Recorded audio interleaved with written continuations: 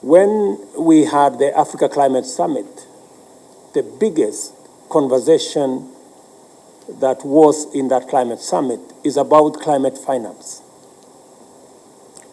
And it comes in different ways. Many of our economies, many of our countries are struggling because of the effects of climate change. Many countries are spending more mitigating the effects of climate change, whether it is drought, whether it is floods, whether it is mudslides. We're spending more money managing the effects of climate change than on health or food security. And to be able to manage the balance between what you are spending on climate change and what you are spending on social service, it is necessary for us to work on climate financing. How do we reform the international financial architecture that was fashioned before the advent of climate change? If you are going to use the same instruments that we have used, the same financial instruments that we have used, designed for a different purpose at a different time, we will not be able to manage the competing financial requirements of our budgets, especially in the context of what we have to spend on managing climate change. It is true that you cannot allow the illegal, unfettered use of forest resources if you indeed want to grow your forest cover. And fortunately for us, many of the forest areas are in our water towers. So as you are aware, we are fencing off Aberdares, we are fencing off Mount Kenya. We're now in the process of putting a fence in Mau, and we have a whole program of making sure that we protect our forest areas by fencing as a measure against illegal logging. And to achieve that, we just authorized additional forest rangers. 1,500 forest rangers have just graduated to make sure that we have adequate human capital to protect the forest cover that we have.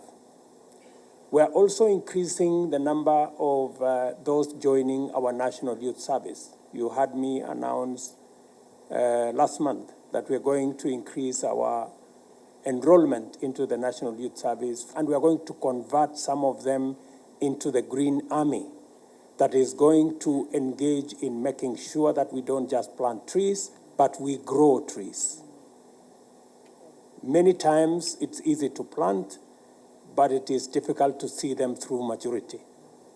So we are adopting this process as a mechanism of ensuring that our commitment to planting 15,000 trees is not about planting, it's about growing 15 billion trees. And as we grow the 15 billion, we must protect what we already have. And we have put in place mechanisms to make sure that that happens. So sometimes we are not sure whether we need rain or we need water. And I think the question is, we need water. And sometimes we confuse the two.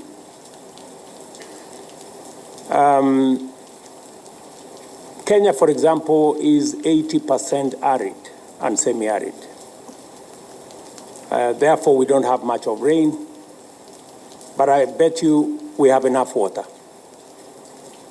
And so we have decided as a country that we need to make sure that our water towers, our wetlands are protected so that we can use them to collect, harvest, store enough water to assist us manage our food security requirements. And it is the reason why we made a conscious decision that we are going to plant 15 billion trees to protect our wetlands and to protect our water towers.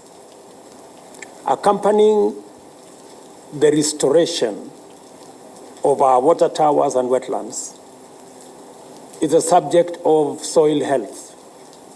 Of course, as you are aware, degraded lands leads to soil erosion, leads to soil degradation, and therefore restoring these wetlands and water towers also speaks to soil health. In the first 1 year, we are planting 500 million trees, and we are nurturing 1 billion seedlings for the next year.